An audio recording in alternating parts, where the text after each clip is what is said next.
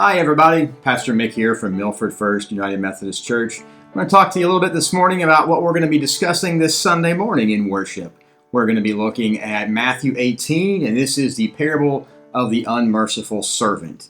It's a parable about grace and mercy and forgiveness, and it starts off with Peter asking Jesus how often he has to forgive somebody or how many times, and he says like 7 times? And Jesus says, no, 70 times 7. And it's not a math story problem. It's not a numeric answer. What Jesus is saying is forgive people until you mean it. Until that anger in you is gone and you are set free from whatever offense has taken place.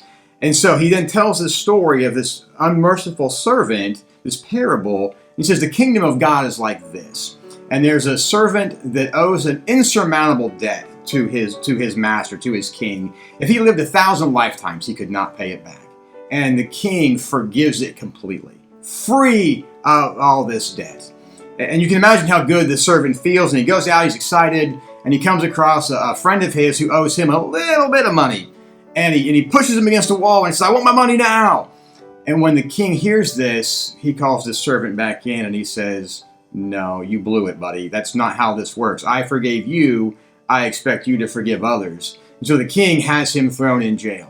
And Jesus says, this is what God expects. God forgives you, so he expects you to be forgiving.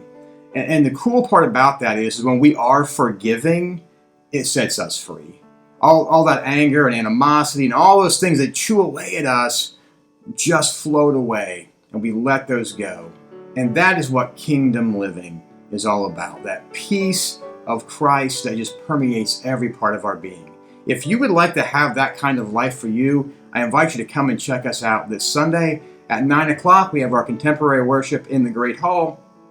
At 10:30, we'll do traditional in the sanctuary. You can find us online as well. I hope you'll check us out and we can learn together how to have this kingdom life right here, right now in this world.